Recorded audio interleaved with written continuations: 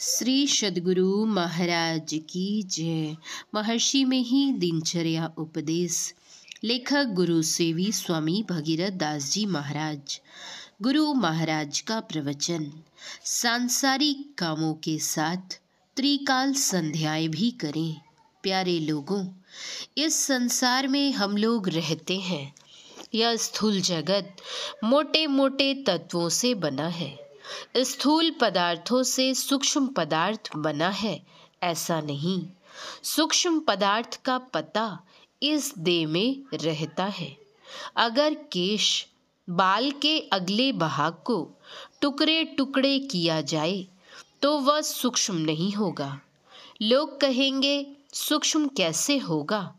दूरबीन लगाकर अगर कोई कुछ देखते हैं तो वह भी सूक्ष्म नहीं होगा। सूक्ष्म वह है जिसको स्थूल जगत में रहकर नहीं देख सकते। वह स्थूल तत्व नहीं है। वह इतना बारीक है कि स्थूल के किसी भी तत्व से उसको नहीं देख सकते। स्थूल के बाद सूक्ष्म है। बाहरी संसार को देखने से स्थूल तत्व को देखते हैं।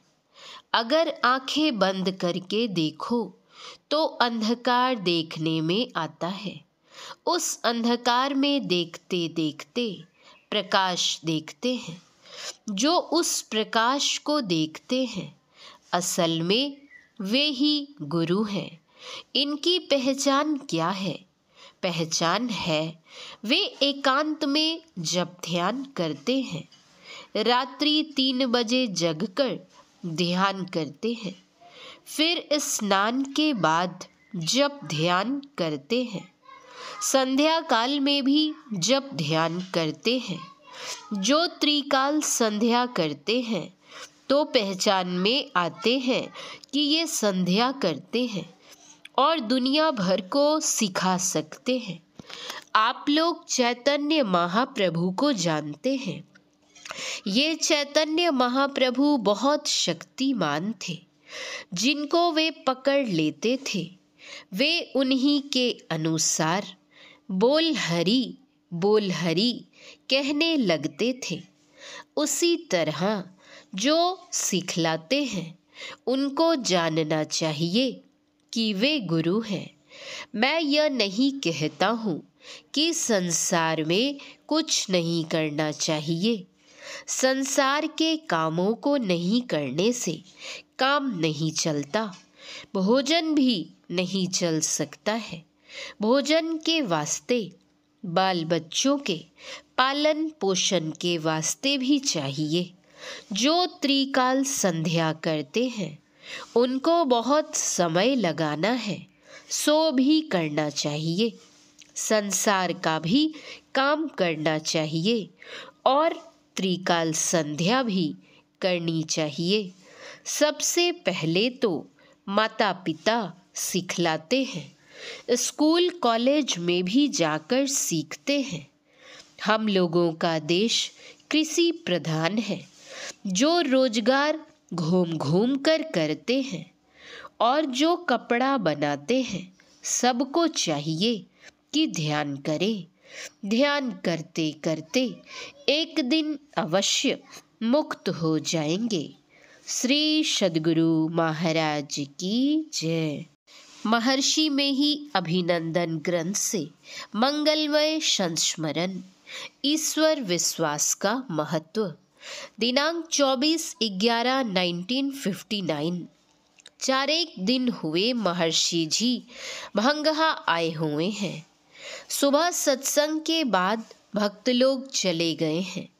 महर्षि जी बाहर धूप में बैठे हैं। महर्षि जी एक आगंतुक के विषय में पूछ रहे हैं। एक सत्संगी कहते हैं, यह उस बार भी आया था, दीक्षा लेना चाहता है लेकिन जर्दा अभी तक छोड़ा नहीं।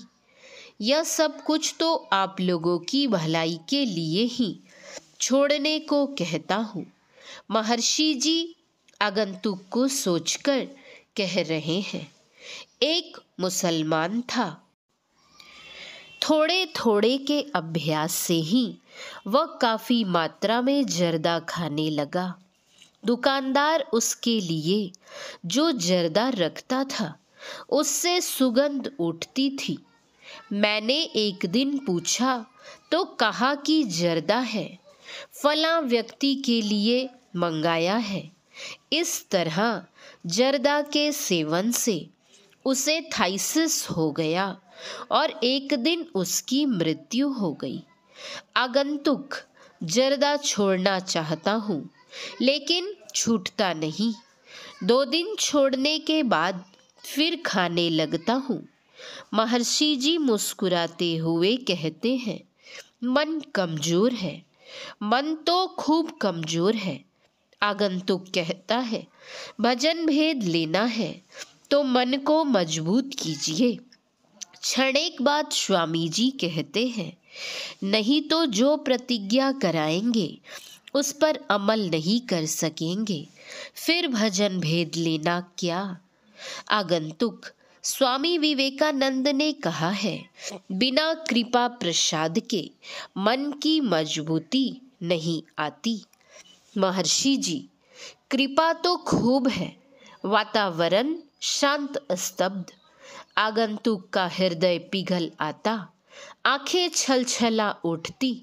साथ के सत्संगी कहते हैं, पहले तो यह बहुत कुछ खाता था, मांस मछली तंबाकू जर्दा। महर्षि जी, तंबाकू पहले की चीज है, जर्दा बहुत हाल की चीज है।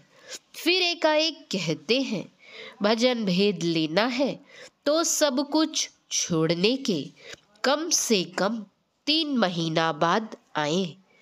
वातावरण मुग्ध सरस हास्य से भर आया। महर्षि जी भीतर हैं, भक्त लोग बैठे हैं।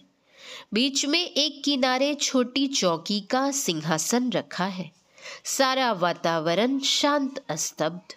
महर्षि जी प्रवेश करते हैं। सारे भक्त श्रद्धावंत खड़े हो जाते। महर्षि जी बैठकर आगंतुक की ओर दृष्टिपात करते हैं।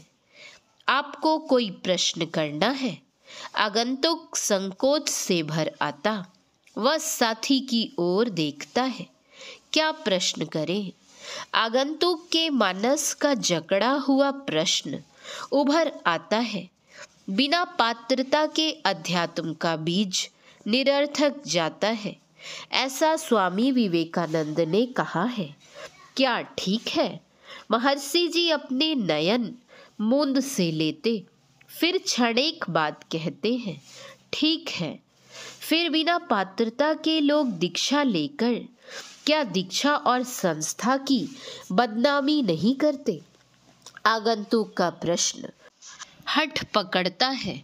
साधु संतों का द्वार तो सबके लिए खुला है। किसी के निकट आने पर उसे भगा तो नहीं सकते। फिर जो नियम का पालन नहीं कर सकता वह डर जाता है और अपने आप अलग हो जाता है, ऐसा मैंने देखा है। सरकार, वैद्यनाथ भगत सिमड़ा के श्राद्ध कर्म पर उसके यहाँ भोजन के लिए गए। इससे लोगों में क्षोभ है। भक्त रविकांत कहता है, वैद्यनाथ भगत पहले बहुत सत्संगी था, बीच में कुसंगति में पड़ गया था, लेकिन उसमें विश्वास बहुत था। वह फिर सुधर रहा था। महर्षि जी कहने लगे, एक नमाजी था, 5 वक्त नमाज पढ़ता। नमाज पढ़ने के पत्थर पर गढ़ हो गए थे। और एक शराबी था, रात दिन शराब में गर्क रहता। उस रास्ते से गुजरा एक फकीर जो परमात्मा से बात करता था और परमात्मा की ओर से उसके प्रश्न का उत्तर मिलता था। नमाजी ने फकीर से कहा, भाई, मेरे लिए खुदा से पूछना कि मुझे कैसा वस्त मिलेगा। जब फकीर शराबी के निकट से गुजरा तो शराबी ने कहा कि बाबा, मेरे लिए ईश्वर से पूछना कि मुझे कौन सा नरक मिलेगा। फकीर ने परमात्मा के सामने दोनों की आरजू कही। तब उससे उत्तर मिला कि नमाजी को अमुक नरक और शराबी को अमुक स्वर्ग मिलेगा। फकीर आश्चर्यचकित रह गया। ऐसा क्यों? उन दोनों से कहने पर ही उसका पता चलेगा। फकीर के प्रश्न का पुनः उत्तर मिला। फकीर नमाजी के निकट आया तो उसने व्यग्रता से अपने संबंध में पूछा, और जब उसे पता चला कि खुदा से उसे दाजक मिलेगा तो वह बहुत झल्लाया और उसने उसी समय से नमाज पढ़ना छोड़ा और कहा कि ऐसे अन्यायी खुदा की नमाजें अब कभी नहीं पढ़ेगा। फकीर शराबी के निकट पहुंचा। शराबी ने जब सुना कि ईश्वर उसे स्वर्ग देंगे तो भगवान की इस अयाचित कृपा से वह दिग्मूढ़ हो गया। उसकी आंखें बरसने लगीं और उसने हाथ के बोतल को उसी जगह पटका। भगवान तुम्हारी इतनी कृपा! उसका रोम रोम पुलक हो उठा और आगंतुक के दृष्टिपथ में स्वामी रामकृष्ण परमहंस की मूर्ति उद्भाषित हो उठी। पुनः महर्षि जी कहते हैं, विश्वास एक बड़ी चीज है। यदि दुर्व्यसनी में भी ईश्वर का विश्वास है तो वह श्रेष्ठ है। तूफान टीकापट्टी पुराणिया। श्री सद्गुरु महाराज की जय। श्री सद्गुरु महाराज की जय। श्री सद्गुरु महाराज की जय।